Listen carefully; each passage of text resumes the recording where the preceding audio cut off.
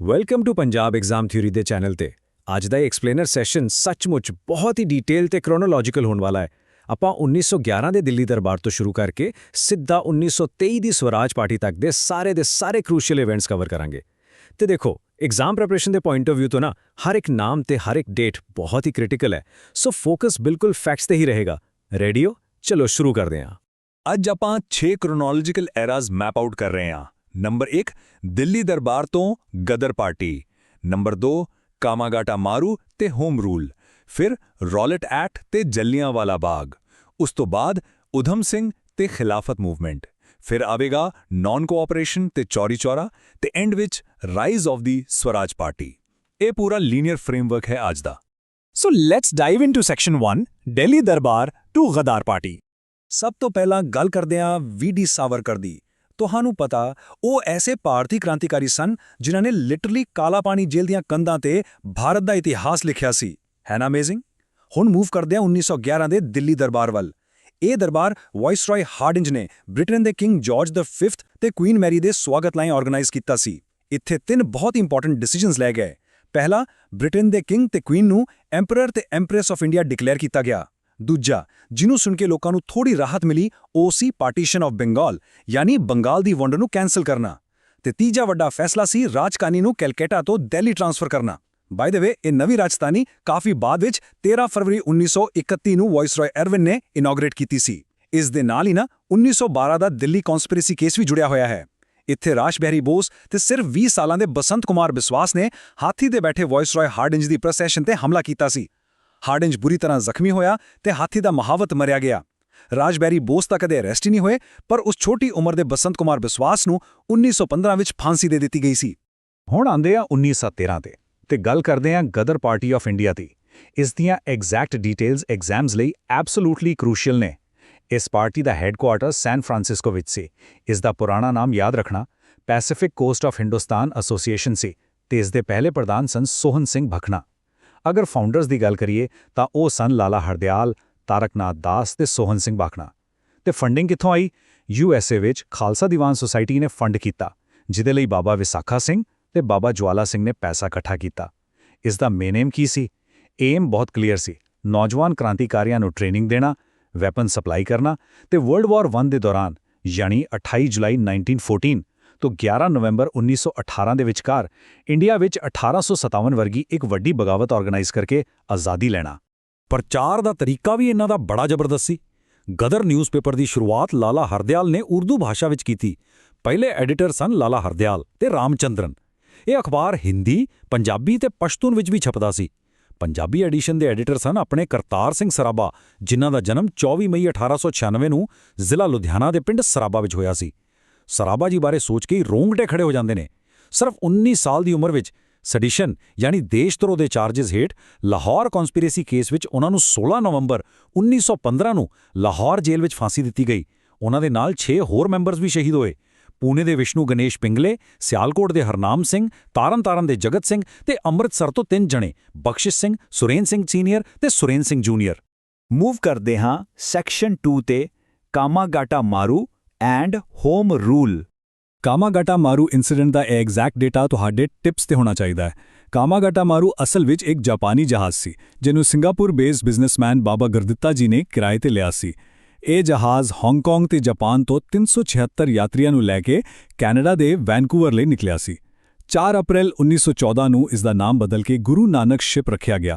ਯਾਤਰੀਆਂ ਵਿੱਚ 340 ਸਿੱਖ, 24 ਮੁਸਲਿਮ ਤੇ 12 ਹਿੰਦੂ ਸਨ। ਰਸਤੇ ਵਿੱਚ ਇਹ ਜਹਾਜ਼ ਯੋਕੋਹਾਮਾ ਤੇ ਸ਼ੰਘਾਈ ਵੀ ਰੁਕਿਆ, ਜੋ ਕਿ ਕੈਨੇਡਾ ਸਰਕਾਰ ਦੇ ਨਿਯਮ ਦੇ ਖਿਲਾਫ ਸੀ। ਵਰਲਡ ਵਾਰ ਕਰਕੇ ਕੈਨੇਡਾ ਦੇ ਇਮੀਗ੍ਰੇਸ਼ਨ ਲਾਜ਼ ਇੰਨੀ ਸਖਤ ਸਨ ਕਿ ਸਿਰਫ 24 ਯਾਤਰੀਆਂ ਨੂੰ ਹੀ ਐਂਟਰੀ ਮਿਲੀ। ਜਹਾਜ਼ ਨੇ 2 ਮਹੀਨੇ ਵੈਨਕੂਵਰ ਪੋਰਟ ਤੇ ਇੰਤਜ਼ਾਰ ਕੀਤਾ। ਉੱਥੇ ਹੁਸੈਨ ਰਹੀਮ, ਬਲਵੰਤ ਸਿੰਘ ਤੇ ਸੋਹਨ ਲਾਲ ਪਾਠਕ ਦੀ ਸ਼ੋਰ ਕਮੇਟੀ ਨੇ ਲੀਗਲ ਫਾਈਟ ਲਈ $5000 ਇਕੱਠੇ ਕੀਤੇ। ਪਰ ਆਖਿਰਕਾਰ ਇਹ ਜਹਾਜ਼ 29 ਸਤੰਬਰ 1914 ਨੂੰ ਕਲਕੱਤਾ ਦੇ ਬਜਬਜ ਘਾਟ ਵਾਪਸ ਪਰਤਿਆ। ਉੱਥੇ ਪਹੁੰਚਦੇ ਹੀ ਬ੍ਰਿਟਿਸ਼ ਸਰਕਾਰ ਨੇ ਲਾਠੀਚਾਰਜ ਦਾ ਆਰਡਰ ਦੇ ਦਿੱਤਾ, ਜਿਸ ਵਿੱਚ 22 ਲੋਕ ਸ਼ਹੀਦ ਹੋ ਗਏ। ਬਹੁਤ ਹੀ ਦੁਖਦਾਈ ਘਟਨਾ ਸੀ ਇਹ। ਹੁਣ ਗੱਲ ਕਰਦੇ ਹਾਂ 1916 ਦੀ ਹੋਮ ਰੂਲ ਮੂਵਮੈਂਟ ਯਾਨੀ ਸਵਰਾਜ ਸਭਾ ਦੀ। ਇਸ ਦਾ ਏਮ ਕੀ ਸੀ? ਸਵਰਾਜ ਜਾਂ ਡੋਮੀਨੀਅਨ ਸਟੇਟਸ ਲੈਣਾ। ਇਹ ਮੂਵਮੈਂਟ ਅਪ੍ਰੈਲ 1916 ਵਿੱਚ ਬਾਲ ਗੰਗਾਧਰ ਤਿਲਕ ਜੀ ਨੇ ਬੰਬੇ, ਬੈਰਾਰ, ਕਰਨਾਟਕਾ ਤੇ ਸੈਂਟਰਲ ਪ੍ਰੋਵਿੰਸ ਵਿੱਚ ਸ਼ੁਰੂ ਕੀਤੀ। ਤੇ ਫਿਰ ਸੈਪਟੈਂਬਰ 1916 ਵਿੱਚ ਐਨੀ ਬੈਸੈਂਟ ਨੇ ਮਦਰਾਸ ਤੇ ਬਾਕੀ ਇੰਡੀਆ ਵਿੱਚ। ਤਿਲਕ ਜੀ ਦੇ ਫੈਕਟਸ ਬਹੁਤ ਵਾਰ ਪੁੱਛੇ ਜਾਂਦੇ ਨੇ। ਉਹਨਾਂ ਦਾ ਜਨਮ 23 ਜੁਲਾਈ 1856 ਨੂੰ ਮਹਾਰਾਸ਼ਟਰ ਦੇ ਰਤਨਾਗਿਰੀ ਵਿੱਚ ਹੋਇਆ ਸੀ। ਮਹਾਤਮਾ ਗਾਂਧੀ ਨੇ ਉਹਨਾਂ ਨੂੰ ਟਾਈਟਲ ਦਿੱਤਾ ਸੀ ਲੋਕਮਾਨਿਆ, ਜੋ ਲੋਕਾਂ 'ਚ ਬਹੁਤ ਫੇਮਸ ਹੋਇਆ। ਉਹਨਾਂ ਨੇ ਮਰਾਠੀ ਵਿੱਚ ਗੀਤਾ ਰਹੱਸਿਆ ਨੂੰ ਟਰਾਂਸਲੇਟ ਕੀਤਾ ਤੇ ਅੱਜ ਦੇ ਜੋ ਫੇਮਸ ਸ਼ਿਵਾਜੀ ਤੇ ਗਣਪਤੀ ਫੈਸਟੀਵਲਸ ਨੇ ਉਹ ਵੀ ਇਹਨਾਂ ਨੇ ਹੀ ਸ਼ੁਰੂ ਕੀਤੇ ਸਨ। ਮੂਵਮੈਂਟ ਲਈ 2 ਅਖਬਾਰ ਵੀ ਕੱਢੇ, ਇੰਗਲਿਸ਼ ਵਿੱਚ ਮਹਾਰਾਤਾ ਤੇ ਮਰਾਠੀ ਵਿੱਚ ਕੇਸਰੀ। ਤਿਲਕ ਜੀ ਦਾ ਦੇਹਾਂਤ 1 ਅਗਸਤ 1920 ਨੂੰ ਹੋਇਆ ਸੀ। ਇਸ ਪੂਰੇ ਦੌਰ ਦੀ ਸਭ ਤੋਂ ਵੱਡੀ ਆਈਡੀਓਲੋਜੀਕਲ ਫੋਰਸ ਇਹ ਇੱਕ ਸਿੰਗਲ ਸਟੇਟਮੈਂਟ ਸੀ, Swaraj is my birth right, I shall have it. Bal Gangadhar Tilak ji ਦੀ ਇਹ ਲਾਈਨ ਹਰ ਭਾਰਤੀ ਦੇ ਦਿਲ ਵਿੱਚ ਉਤਰ ਗਈ ਸੀ। ਐਨੀ ਬੈਸੈਂਟ ਦੀ ਗੱਲ ਕਰੀਏ ਤਾਂ ਉਹ ਬੇਸਿਕਲੀ ਆਇਰਿਸ਼ ਬੌਰਨ ਤੇ ਯੂਕੇ ਦੇ ਸਿਟੀਜ਼ਨ ਸਨ। ਉਹਨਾਂ ਦਾ ਸਭ ਤੋਂ ਵੱਡਾ ਕੰਟਰੀਬਿਊਸ਼ਨ ਇਹ ਸੀ ਕਿ ਉਹਨਾਂ ਨੇ ਐਕਸਟ੍ਰੀਮਿਸਟਸ, ਮੋਡਰੇਟਸ ਤੇ ਮੁਸਲਿਮ ਲੀਗ ਨੂੰ ਇਕਜੁੱਟ ਕੀਤਾ। ਕਮਾਲ ਦੀ ਗੱਲ ਹੈ ਨਾ।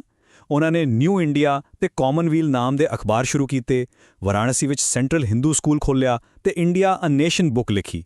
ਤੇ ਇੱਕ ਹੋਰ ਫੈਕਟ, ਉਹ 1917 ਦੇ ਕੈਲਕਟਾ ਸੈਸ਼ਨ ਵਿੱਚ ਕਾਂਗਰਸ ਪਾਰਟੀ ਦੀਆਂ ਫਰਸਟ ਵੂਮਨ ਪ੍ਰੈਜ਼ੀਡੈਂਟ ਬਣੀਆਂ। ਪਰ ਇੱਥੇ ਕਨਫਿਊਜ਼ ਨਾ ਹੋਣਾ, ਅਗਰ ਐਗਜ਼ਾਮ ਵਿੱਚ first Indian woman president of INC ਪੁੱਛਿਆ ਜਾਵੇ ਤਾਂ ਆਨਸਰ ਹੈ ਸਰੋਜਨੀ ਨਾਇਡੂ, ਜੋ 1925 ਦੇ ਕਾਨਪੁਰ ਸੈਸ਼ਨ ਵਿੱਚ ਪ੍ਰਧਾਨ ਬਣੀਆਂ। ਨਾਇਡੂ 1947 ਵਿੱਚ UP ਦੀਆਂ ਫਰਸਟ ਵੂਮਨ ਗਵਰਨਰ ਵੀ ਬਣੀਆਂ ਸਨ। ਉਹਨਾਂ ਦੀ ਇੱਕ ਸਟੇਟਮੈਂਟ ਬੜੀ ਇੰਟਰਸਟਿੰਗ ਹੈ। ਉਹਨਾਂ ਨੇ ਗਾਂਧੀ ਜੀ ਲਈ ਕਿਹਾ ਸੀ, it costs a lot to maintain image of a poor man for Gandhi. Home rule movement ਦਾ ਇੱਕ ਮੇਜਰ ਆਊਟਕਮ ਨਿਕਲਿਆ 1916 ਦਾ ਲਖਨਊ ਪੈਕਟ। ਇਹ ਪੈਕਟ INC ਸੈਸ਼ਨ ਦੇ ਦੌਰਾਨ ਹੋਇਆ, ਜਿਹਦੇ ਪ੍ਰੈਜ਼ੀਡੈਂਟ AC ਮਾਜੂਮਦਾਰ ਸਨ। ਇਹ ਇਕਲੌਤਾ ਇਹੋ ਜਿਹਾ ਪੈਕਟ ਹੈ ਜੋ INC ਜਿਹਨੂੰ ਤਿਲਕ ਰਿਪਰੈਜ਼ੈਂਟ ਕਰ ਰਹੇ ਸਨ ਤੇ ਮੁਸਲਿਮ ਲੀਗ ਜਿਹਨੂੰ ਮੁਹੰਮਦ ਅਲੀ ਜਿੰਨਾ ਰਿਪਰੈਜ਼ੈਂਟ ਕਰ ਰਹੇ ਸਨ ਦੇ ਵਿਚਕਾਰ ਹੋਇਆ। ਮੇਨ ਮੁੱਦਾ ਸੀ ਡੋਮੀਨੀਅਨ ਸਟੇਟਸ ਦੀ ਡਿਮਾਂਡ। ਇਸ ਚੀਜ਼ ਦਾ ਉਸ ਵੇਲੇ ਦੇ ਵਾਇਸਰॉय ਚੈਲਮਸਫੋਰਡ ਤੇ ਇੰਨਾ ਜ਼ਿਆਦਾ ਅਸਰ ਪਿਆ ਕਿ 1917 ਵਿੱਚ ਆਗਸਟ ਡਿਕਲੇਰੇਸ਼ਨ ਆ ਗਿਆ, ਜਿਹਨੂੰ ਮੌਂਟੇਗਿਊ ਜਾਂ ਚੈਲਮਸਫੋਰਡ ਡਿਕਲੇਰੇਸ਼ਨ ਵੀ ਕਹਿੰਦੇ ਨੇ। ਇਸ ਵਿੱਚ ਬ੍ਰਿਟਿਸ਼ ਨੇ ਪਹਿਲੀ ਵਾਰ ਪ੍ਰੋਮਿਸ ਕੀਤਾ ਕਿ ਭਵਿੱਖ ਵਿੱਚ ਭਾਰਤੀਆਂ ਨੂੰ ਸਵਰਾਜ ਸਟੇਟਸ ਦਿੱਤਾ ਜਾਵੇਗਾ। ਆਲਰਾਈਟ, ਅੱਗੇ ਵਧਦਿਆਂ ਸੈਕਸ਼ਨ 3 ਵੱਲ, Rowlatt act and Jallianwala Bagh. 18 March 1919 ਇਹ ਉਹ ਦਿਨ ਸੀ ਜਦੋਂ ਰੌਲਟ ਐਕਟ ਪਾਸ ਹੋਇਆ। ਇੱਕ ਇਹੋ ਜਿਹਾ ਡਰੈਕੂਨੀਅਨ ਕਾਨੂੰਨ ਜਿਸ ਨੇ ਬ੍ਰਿਟਿਸ਼ ਪੁਲਿਸ ਨੂੰ ਅਨਬ੍ਰਾਈਡਲਡ ਪਾਵਰਸ ਦੇ ਦਿੱਤੀਆਂ। ਮਤਲਬ ਪੁਲਿਸ ਕਿਸੇ ਵੀ ਭਾਰਤੀ ਨੂੰ ਸਿਰਫ ਸ਼ੱਕ ਦੇ ਆਧਾਰ ਤੇ ਬਿਨਾਂ ਕਿਸੇ ਟ੍ਰਾਇਲ ਦੇ ਪੂਰੇ 2 ਸਾਲ ਲਈ ਅਰੈਸਟ ਕਰ ਸਕਦੀ ਸੀ। ਇਸ ਦੇ ਖਿਲਾਫ ਇੱਕ ਬੜਾ ਫੇਮਸ ਸਲੋਗਨ ਯੂਜ਼ ਹੋਇਆ, ਨਾ ਦਲੀਲ ਨਾ ਵਕੀਲ। ਮਹਾਤਮਾ ਗਾਂਧੀ ਜੀ ਨੇ ਇਸ ਨੂੰ ਕਾਲਾ ਕਾਨੂੰਨ ਜਾਂ ਬਲੈਕ ਐਕਟ ਦਾ ਨਾਮ ਦਿੱਤਾ। ਜਦੋਂ ਗਾਂਧੀ ਜੀ ਲਾਹੌਰ ਵਿੱਚ ਇਸ ਦਾ ਵਿਰੋਧ ਕਰਨ ਜਾ ਰਹੇ ਸਨ ਤਾਂ 10 ਅਪ੍ਰੈਲ 1919 ਨੂੰ ਰਸਤੇ ਵਿੱਚ ਹੀ ਉਹਨਾਂ ਨੂੰ ਪਲਵਲ ਸਟੇਸ਼ਨ ਤੋਂ ਅਰੈਸਟ ਕਰ ਲਿਆ ਗਿਆ। ਇਸ ਕਾਲੇ ਕਾਨੂੰਨ ਦਾ ਹੀ ਨਤੀਜਾ ਸੀ ਜਲਿਆਂਵਾਲਾ ਬਾਗ ਦਾ ਸਾਕਾ। ਹੋਇਆ ਕਿ 10 ਅਪ੍ਰੈਲ 1919 ਨੂੰ ਅੰਮ੍ਰਿਤਸਰ ਦੇ 2 ਲੀਡਰਸ ਸਤਿਆਪਾਲ ਤੇ ਸੈਫੁਦੀਨ ਨੂੰ ਬ੍ਰਿਟਿਸ਼ ਨੇ ਅਰੈਸਟ ਕਰ ਲਿਆ। ਲੋਕਾਂ ਨੇ ਪ੍ਰੋਟੈਸਟ ਸ਼ੁਰੂ ਕਰ ਦਿੱਤੇ। ਪੰਜਾਬ ਦੇ ਲੈਫਟੀਨੈਂਟ ਗਵਰਨਰ ਮਾਈਕਲ ਓਡਵਾਇਰ, ਜੋ ਕਿ ਮੇਨ ਕਲਪ੍ਰਿਟ ਸੀ, ਉਹਨੇ ਬਦਲਾ ਲੈਣ ਦੀ ਰਿਸਪੌਂਸਿਬਿਲਿਟੀ ਅੰਮ੍ਰਿਤਸਰ ਦੇ ਨਵੇਂ ਕਮਿਸ਼ਨਰ ਹੈਰੀ ਡਾਇਰ ਨੂੰ ਦੇ ਦਿੱਤੀ। ਹੈਰੀ ਡਾਇਰ ਜਿਹਨੂੰ ਬੁਚਰ ਆਫ ਅੰਮ੍ਰਿਤਸਰ ਵੀ ਕਿਹਾ ਜਾਂਦਾ ਹੈ। ਫਿਰ 13 ਅਪ੍ਰੈਲ 1919 ਨੂੰ ਉਹ ਭਿਆਨਕ ਜਲਿਆਂਵਾਲਾ ਬਾਗ ਮੈਸੇਕਰ ਹੋਇਆ। ਇਸ ਸਾਕੇ ਤੋਂ ਬਾਅਦ ਦੇਸ਼ ਭਰ ਵਿੱਚ ਗੁੱਸਾ ਸੀ। ਗਾਂਧੀ ਜੀ ਨੇ ਆਪਣਾ ਕਾਇਜ਼ਰ-ਏ-ਹਿੰਦ ਮੈਡਲ ਵਾਪਸ ਕਰ ਦਿੱਤਾ। ਰਵਿੰਦਰਨਾਥ ਟੈਗੋਰ ਨੇ ਆਪਣਾ ਨਾਈਟਹੁੱਡ ਯਾਨੀ ਸਰ ਦਾ ਟਾਈਟਲ ਵਾਪਸ ਕੀਤਾ ਤੇ ਸ਼ੰਕਰਨ ਨਾਇਰ ਨੇ ਵਾਇਸਰॉयਜ਼ ਦੀ ਐਗਜ਼ੀਕਿਊਟਿਵ ਕਾਉਂਸਲ ਤੋਂ ਇਸਤੀਫਾ ਦੇ ਦਿੱਤਾ। ਬ੍ਰਿਟਿਸ਼ ਸਰਕਾਰ ਨੇ ਸ਼ੋਅ ਲਈ ਇੱਕ ਵਿਲੀਅਮ ਹੰਟਰ ਕਮੇਟੀ ਬਣਾਈ, ਪਰ ਉਸਨੇ ਮਾਈਕਲ ਓਡਵਾਇਰ ਤੇ ਹੈਰੀ ਡਾਇਰ ਦੋਵਾਂ ਨੂੰ ਐਕਵਿਟ ਕਰ ਦਿੱਤਾ ਯਾਨੀ ਬਰੀ ਕਰ ਦਿੱਤਾ। ਹੈਰੀ ਡਾਇਰ ਦੀ ਬਾਅਦ 'ਚ 23 ਜੁਲਾਈ 1927 ਨੂੰ ਮੌਤ ਹੋ ਗਈ ਸੀ। Let's move to section 4, Udham Singh and Khilafat movement. ਸ਼ਹੀਦ ਊਧਮ ਸਿੰਘ ਜੀ ਦਾ ਇਹ ਡੇਟਾ ਐਗਜ਼ਾਮਸ ਲਈ ਬਹੁਤ ਹੀ ਜ਼ਿਆਦਾ ਖਾਸ ਹੈ, ਧਿਆਨ ਨਾਲ ਸੁਣਨਾ। ਉਹਨਾਂ ਦਾ ਅਸਲੀ ਨਾਮ ਸੀ ਸ਼ੇਰ ਸਿੰਘ। ਜਨਮ ਹੋਇਆ 26 ਦਸੰਬਰ 1899 ਨੂੰ ਸੁਨਾਮ ਵਿੱਚ। ਪਿਤਾ ਦਾ ਨਾਮ ਤਾਹਲ ਸਿੰਘ ਜੰਮੂ ਤੇ ਮਾਤਾ ਦਾ ਨਾਮ ਨਾਰਾਇਣ ਕੌਰ ਸੀ। ਯਤੀਮ ਹੋਣ ਤੋਂ ਬਾਅਦ ਉਹਨਾਂ ਨੂੰ ਅੰਮ੍ਰਿਤਸਰ ਦੇ ਸੈਂਟਰਲ ਖਾਲਸਾ ਆਰਫਨੇਜ ਭੇਜ ਦਿੱਤਾ ਗਿਆ। ਉਹ ਗਦਰ ਪਾਰਟੀ ਤੇ HSRA ਦੇ ਮੈਂਬਰ ਬਣੇ। 1924 ਵਿੱਚ ਉਹ ਗਦਰ ਪਾਰਟੀ ਦਾ ਕੰਮ ਕਰਨ USA ਗਏ, ਜਿੱਥੇ ਉਹਨਾਂ ਦਾ ਵਿਆਹ ਲੂਪੇ ਹਰਨੈਂਡੇਜ਼ ਨਾਲ ਹੋਇਆ। 1927 ਵਿੱਚ ਜਦੋਂ ਉਹ ਇੰਡੀਆ ਵਾਪਸ ਆਏ ਤਾਂ ਉਹਨਾਂ ਨੂੰ ਇਲੀਗਲ ਵੈਪਨਸ ਰੱਖਣ ਦੇ ਦੋਸ਼ ਵਿੱਚ ਲਾਹੌਰ ਤੋਂ ਅਰੈਸਟ ਕਰ ਲਿਆ ਗਿਆ। 1931 ਵਿੱਚ ਰਿਹਾ ਹੋਏ।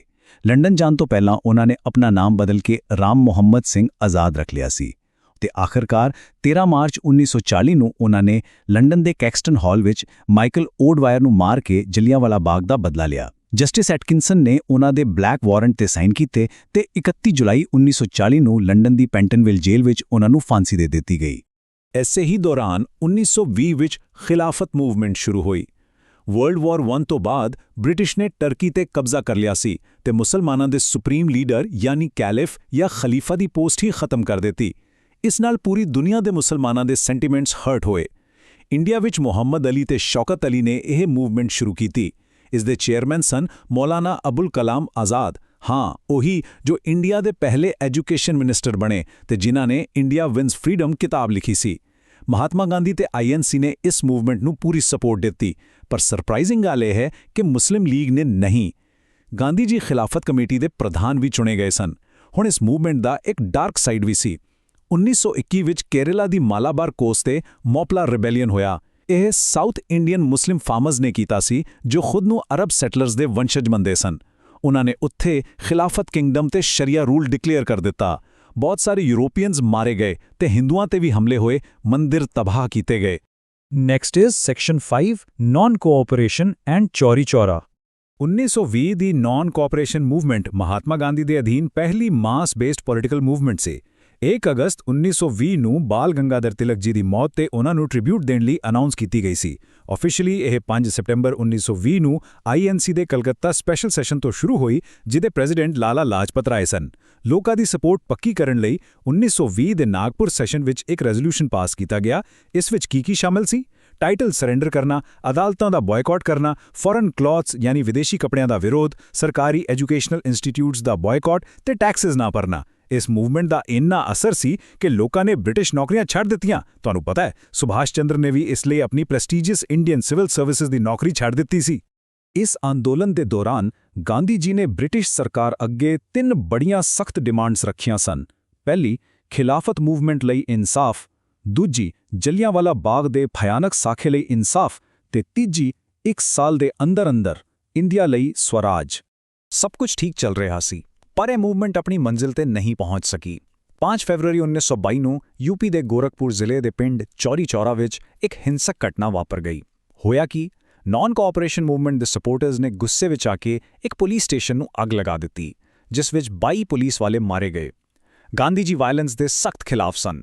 ਇਸ ਕਾਰਨ ਠੀਕ 1 ਹਫ਼ਤੇ ਬਾਅਦ 12 ਫਰਵਰੀ 1922 ਨੂੰ ਉਹਨਾਂ ਨੇ ਇਹ ਮੂਵਮੈਂਟ ਕੰਪਲੀਟਲੀ ਖਤਮ ਕਰ ਦਿੱਤੀ।